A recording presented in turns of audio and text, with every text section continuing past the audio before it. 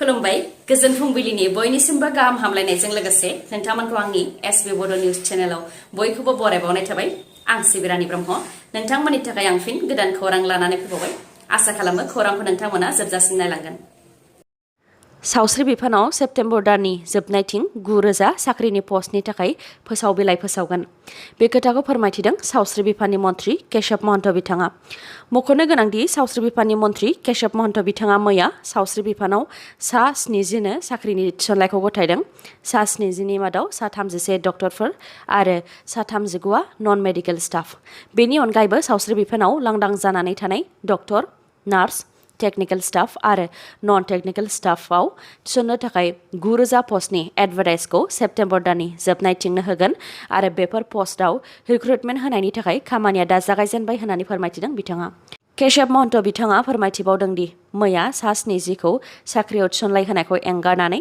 जेब्लानिफ्राय डक्टर हेमन्त बिश्व शर्मा बिथाङा सोरखाराव फैदों अब्लानिफ्राय दासिम सावस्रि बिफानाव सा 1,871खौ साख्रियाव थिसनबाय सा 1,871 नि मादाव सा 166 स्पेसियलिस्ट डक्टर सा 482 MBBS सा 327 कमिउनिटि हेल्थ अफिसार आरो सा 896 स्टाफ नार्स गिख्रंथाव सारन्थाइ गावनायजों नखरसेनिनो बिदा फंबाय सानैनि जिउ खहा बिदानि मुङा कर्नेल बर' 56 बोसोर बैसोनि आरो फंबायनि मुङा सकदार बर' 45 बोसोर बैसोनि बे दुखुनांथाव जाथाया तामुलपुरनि सिङाव थानाय नाग्रिजुलि ओनसोलनि 2 नं खाथरबारि गामियाव जादों जाथायनि सायाव फोरमायथिनाय बायदिब्ला 2:30 रिंगासोनिफ्रायनो अखा हानाया जागायजेनदोंमोन बे समाव कर्नेल बर' आरो सकदार बर' बिदा फंबाय सानैबो माइ फोथाराव माइ हादोंमोन आरो माइखौ न'आव दोनफैदोंमोन न'निफ्राय फोथार फारसे थांफिननायाव गोब्राबै अखा हानायनि जाहोनाव बिथांमोनहा अखानिफ्राय रैखा मोननो थाखाय दंफां सिङाव जिरायथ'दोंमोन बेयावनो गोब्राबै सारन्थाइ गावनायाव बिदा फंबाय सानैबो थैनो गोनां जादों आरो बे थैनाय जाथायखौ फ्राय 3:30 रिंगासो समाव जानायनि सन्देह खालामदों अखा आरो सारन्थाइ गावखांनायनि उनाव गामिनि सुबुंफोर लोगोसे सारअन्थाइजों जिउ गोमानांनाय बिदा फंबाय सानैनिनो बिदायाबो फोथार फारसे मोसौ लायनो थाखाय थांदोंमोन बेयावसो बिथांमोनखौ दंफांनि सिङाव थैनानै थानाय हालोदाव बोखांनो हादों जाथायनि सोमोन्दै पुलिसनो खौरां हरनायाव पुलिसा पस्टमर्टेमनि थाखाय सानैनिबो गोथै देहाखौ लानानै थांदों होननानै फोरमायथिदों कार्बि आंलंनि मोनद' हाथियार लाग्रा आफादा मैया निउ दिल्लीयाव गोजोन गोरोबथा खालामहैबाय जेराव मिरु सोरखारजों लोगोसे आसाम सोरखार आरो कार्बि आंलंनि मोनद' हाथियार लाग्रा आफादनि सा 150निबो बांसिन सोद्रोमाफोराबो बाहागो लादोंमोन गोजोन गोरोबथा खालामनाय मोनद' हाथियार लाग्रा आफादफोरा जाहैबाय फारियै Karbi Longri NC hills liberation front KLNLF people's democratic council of Karbi Longri PDCK Karbi people's liberation tiger KPCT बेनि मोनथाम फेक्शन आरो united people's liberation army UPLA बिथांमोननि दाबिफोरा जाहैबाय कार्बि आंलं अट'नमास काउन्सिलनि थाखाय मिरुनिफ्राय थोंजों फान्ड मोननाय बे ओनसोलनि STफोरनि थाखाय रिजार्भ खालामनाय काउन्सिलनि थाखाय माखासे गोहो दाबि खालामदेरबावनाय 8थि शिड्युलाव कार्बि रावखौ थिसननाय MP आरो MLAनि मासिखौ बांहोनाय कार्बि आंलं जौगानायनि थाखाय 1,500 कौटि रां दाबि खालामनाय बेनि अनगायैबो ओनसोलाव माखासे फसंथान फसंनो दाबि खालामनाय जेरै गंसे सैनिक स्कुल भेटेनारि and agriculture university central university डिस्ट्रिक्टआव गंसे एयारपर्ट आरो बायदि बायदि कार्बि आंलंनि मोनद' आफादजों गोजोन गोरोबथा खालामखांनायनि उनाव मिरु नखर मन्त्रि अमित शाह बिथाङा फोरमायथिदों दि प्राइम मिनिस्टार नरेन्द्र मदि बिथाङा सा सानजा भारतखौ खालि गोनांथिल' होआखै सा सानजा भारतआव गोजोन लाबोनो थाखाय फारफ्रोमथिंबो खामानिखौ मावबोदों बेनि अनगायैबो फोरमायथिबावदों दि हाथियार गथायनायफोरखौ जोथोन लाखिनाय जागोन लोगोसे बिथांमोननि दाबिखौबो सुफुंनानै होगोन आरो कार्बि आंलंनि मोनद' आफादा हाथियार एंगारनानै गोजोननि थाखाय आगान सुरबोनायजों कार्बि आंलंआव जौगानाया फैगोन होननानैबो फोरमायथिबावो मिरु नखर मन्त्रि अमित शाह बिथाङा BPFनि गाहाय हाग्रामा महिलारि बिथाङा BJPनि बेरेखा दोलो जानानै थानो गोसो गैयालासे BJPजों लोगो महरै जयै थानो थाखाय प्रस्ताब होनायखौ प्रमद बर' बिथाङा जेबो मिथिया होननानै फिननाय होदों महाजननिफ्राय ओंखारनानै BJPखौ मदद होनो थाखाय BPFनि गाहाय हाग्रामा महिलारि बिथाङा थांखि होनायनि उनाव गिबि खेबनि थाखाय प्रमद बर' बिथांनि रिएक्शन एबा फिनजाथाय बिनि सोमोन्दै प्रमद बर' बिथांनाव खौरांगिरिफोरा सोंथि खालामनायाव प्रमद बर' बिथाङा फिननाय होबायदि हाग्रामा महिलारि बिथाङा बहा थाङा बेनि सोमोन्दै जेबो मिथिया नाथाय बे समाव हानि जेंना सुस्रांनायखौसो देरसिन होननानै सानो होननानै फोरमायथियो बिथाङा BPF दोलोआ थांनाय 19 बोसोराव ट्राइबेल बेल्ट एन्ड ब्लकनि बायजोआव थानाय गागि थागिबि जेरै बर' आरो राभाफोरनि हानि जेंनाफोरखौ सुस्रांनानै होनो हायाखै। नाथाय दा बे समाव बिथांमोननि जेंनाखौ सुस्रांनायासो बांसिन गोनांथि दङ। BPF दोलोनि सिङाव मा जादों मा जायाखै बेखौ 100% मिथिनो गोसो गैया, मानोना बेजों जेबो मुलाम्फा जाया होननानै फोरमायथिबावो बिथाङा। हाग्रामा महिलारि बिथाङा चिफ जानानै फैयो बा चिफ मिनिस्टार जानानै फैयो बा प्राइम मिनिस्टार जानानै फैयो, बेजों हानि जेंनाया सुस्रांजाया होननानैबो फोरमायथिबावो बिथाङा। बिटिआर गोरोबथानि गेजेरजों सानजाथिं सिमा बारायनाया फेलेंसो जागोन नामा? बिटिआर गोरोबथानि गेजेरजों गामि दाजाबनाय आरो दानख'नायखौ लानानै बड'लेण्ड जनजाति सुरक्षा मन्चनि आफादगिरि दावराव देख्रेब नार्जारि बिथांनि खौरांगिरि मेल। बिथाङा बुंथिदों दि बिटिआर गोरोबथानि गेजेरजों गामि दाजाबनायाव बिथांमोनहा जेबो हेंथा गैया, नाथाय बिटिआरनिफ्राय गामि दानख'नायावसो बिथांमोनहा हेंथा दङ।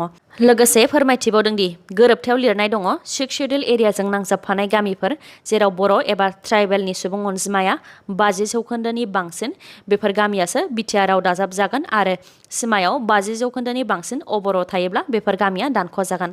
नाथाय बिटिआरनि सिमा बारायनायनि जेबो लिरनाय गैया। बिथाङा फोरमायथिबावदों दि बिटिसिनि गाहाय प्रमद बर' बिथाङा बुंगासिनो दङ सनितपुरसिम लांगोन, गहपुर सिमलगुरिसिम लांगोन। नाथाय बिथाङा थगायगासिनोसो दङ होननानै फोरमायथिदों दावराव देख्रेब नार्जारि बिथाङा। मानोना सानजाहा गहपुरसिम सौहैनांगौआवनो गोबां गुबुन हारिफोरनि गामि दङ, जेराव बर' एबा ट्राइबेलनि सुबुं अनजिमाया 50% बांसिन नङा। बेनिखायनो गोरोबथानि बायदि बेसिम सोसननायखौ साननोनो हाया होननानैबो फोरमायथिनायजों लोगोसे बेफोर गामिफोरखौ बिटिआरआव सोनो थाखाय कमिशननि चेयारमेन पिपि बर्माजों लोगो हमनानै सदियासिम सोनो थाखाय बिथांमोनहा दाबि खालामदोंमोन। नाथाय सदियासिम सोनायनि गनायथि गैया। 6 शेड्युल एरियाजों नांजाबनाय बर' गामिफोरखौल' सोनायनि गोहो दङ। सिमलगुरि आरो गहपुरसिम सोनायखौ साननोनो हाया होननानै कमिशननि चेयारमेन बिथाङा फोरमायथिदों होननानै बुंथिदों दावराव देख्रेब नार्जारि बिथाङा। बेनिखायनो बर'नि गासै आफादानो खौसे जादों जाहाथे बिटिसिनि थाखानाय गामिफोरा दानख'जाया। बेनि थाखाय बिथांमोनहा केस होनो थाखायबो थियारि आरो बिथांमोननि दाबिया बिटिसिआव थाखानाय गामिफोरनि अनगायैबो सानजाथिं सिमा बारायनायसो, बिटिआरनिफ्राय गामि दानख'नाय नङा होननानैबो रोखायै फोरमायथिबावो बिथाङा। प्रमद बर' बिथाङा बेफोर गामिखौ बिटिआर गोरोबथानि गेजेरजों सोनो हायाखौ मिथिखानानै दायखौ गुबुनाव जाबसिननो नागिरदों होननानैबो बुंथिबावो दावराव देख्रेब नार्जारि बिथाङा। बेनि अनगायैबो बिथांमोनहा सोरखारनिफ्राय भाइराल जानाय मेप मोनदों आरो गोबां अबर' आफादफोरानो 1000निबो बांसिन बिटिआरनि गामिफोरखौ दानख'नो थाखाय दाबि खालामदों, जेरै सोनाबथिं श्रीरामपुर गेट, गसाइगावनि जारागिरि, पानिजानि, गसाइगाव टाउन, आमिनकाटा गामि, दतमाथिं जगदय, मनाखसा, सान्तला, फकिराग्राम, सौतारा, बावखुंग्रि एरियाथिं दिप्लाय बिल, मानोना दिप्लाय बिलनि खाथि खाला गोबां अबर' गामि दङ। सालाकाथिथिं धलमारा गामियाबो चाम्पा दैसिम थांगोन, बियारफिल्ड टाउन, बिजनि टाउन, बरपेटाथिं सालबारि, दुमनि, उदालगुरिथिं माजबाद, कलाइगाव, टंला आरो माखासे बेफोर गासैबो गामिफोरखौ बर'फोरा दानख'नो थाखाय जर होदों आरो बेफोर बिटिसिनि गामिखौ लाखिनो हायाब्ला बर'फोरनि बड'लेण्डनि सिमां नुनाया सोरखाय बेरखाय जागोन होननानैबो फोरमायथिबावो बिथाङा। गुबुन फारसेथिं साननैसो सिगां एबसुनि आफादगिरि दिपेन बर' बिथाङा बुंथिनाय सिमायाव अबर' थानायनि थाखायनो बर'फोरा खेबनैयै एमपिनि बिसायख'थियाव जेननो गोनां जादों होननायनि सायाव बिथाङा फिननाय होयोदि दिपेन बर'नि बे बुंनाय रावा गनायजाथाव नङा, मानोना ट्राइबेल नङै सुबुंफोरनो एसटि होनायासो गोरोन्थि आरो बियो जोंनि खौसेथि गैयैनि थाखायनो जादों। माखासे राजखान्थिगिरि, माखासे आफाद आरो एबसुआनो बेनि दायनिगिरि, मानोना उरखावगोरा ब्रह्म, प्रमद बर' आरो दिपेन बर' बिथांमोनहानो ट्राइबेल नङैफोरनो एसटि सार्टिफिकेट होनायाव हेंथा होआखै। बेनि उल्था ट्राइबेलनि सुबुं अनजिमाया खमायलांगासिनो दङ। ट्राइबेलनि रिजार्भेशना दानजासिगोन। बेनिखायनो ट्राइबेल रिजार्भेशनखौ लाखिनो थाखाय ट्राइबेल नङै बर' गस्टिनि मानसि, सरनिया आरो बर्मनफोरनो एसटिनि सार्टिफिकेट होदों होननानैबो फोरमायथिबावो बिथाङा। बिनि अनगायैबो हारिजों हारि दाङाबाजि जानानै गामि गारनानै खारनानै थाहैनो गोनां जानाय बर', मुस्लिम आरो सावथालफोरखौ गाव गावबागावनि गामि फारसे लाबोफिननो थांखि लानायनि सायाव दावराव देख्रेब नार्जारि बिथाङा बुंथियोदि 2014 मायथाइयाव सावथालजों जानाय दाङाबाजियाव गसाइगावनिफ्राय पाकियागा, फुलकुमारि, सुखानझरा, निलायझरा आरो गोबां गामिनिफ्राय बर'फ्रा खारनो गोनां जादों आरो 2012 मायथाइयाव जानाय मुस्लिम दावरावआवबो क'क्राझारनिफ्राय थाखिबारि गामिनिफ्राय गोबां बर'फोरा खारनो गोनां जादों। बिथांमोनखौ गामि फारसे लाबोफिननो थाखाय गोबां खेब प्रमद बर' आरो एबसुजों सावरायलायबाय, नाथाय बिथांमोनहा बेनि सायाव एसेबो गोसोखौनो होआ होननानैबो फोरमायथिबावदों दावराव देख्रेब नार्जारि बिथाङा। सोनाब बंग आरो उड़िसानि उफ्रा बिसायख'थिनि थाखाय अक्ट' फोसावनानै होबाय बिसायख'थि आय'गा। सोनाब बंगनि मोनथाम बिधानसभा बियाबाव उफ्रा बिसायख'थिया जागोन। बियाबफोरा जाहैबाय भबानिपुर, समीरगंज आरो जगिरपुर। उड़िसा रायजोआव मोनसे बियाबाव उफ्रा बिसायख'थिया जागोन। बियाबनि मुङा पिपली। बेफोर गासैबो बियाबाव 30 सेप्तेम्बरावनो बिसायख'थिया जागोन आरो 3 अक्ट'बराव काउन्टिं जागोन। मख'नो गोनांदि सोनाब बंगनि भबानिपुर बियाबाव उफ्रा बिसायख'थि जाफिनगोना सोनाब बंगनि ममता बेनार्जीनि थाखाय गोजोनथाव खौरां। गुबैयै ममता बेनार्जीआ भबानिपुर बियाबनि सिङावनो गोग्लैयोमोन, नाथाय थांनाय बिधानसभा बिसायख'थियाव बिथाङा गावनि बियाबनिफ्राय बिसायख'थि गेलेयालासे नन्दीग्राम बियाबनिफ्राय बिसायख'थिखौ गेलेदोंमोन, जेराव बिथाङा बे बियाबनिफ्रायबो जेननो गोनां जादोंमोन। सोनाब बंगनि गिबि मन्थ्रि जानानै थाबाय थानो थाखाय ममता बेनार्जी बिथाङा एमएलए जानानै थानाया गोनांथारमोन। बेनिखायनो भबानिपुर बियाबनिफ्राय देरहासार जानो हानाय टीएमसीनि एमएलए बिथाङा रिजाइन खालामदों।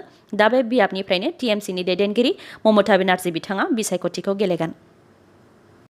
टकिअ'आव जाबाय थानाय पेरालिम्पिक्सआव भारतआ मैया सानसेनि मादावनो 2 सनानि मेडेल आरो 1 सिलभार मेडेल देरहासारनो हादों।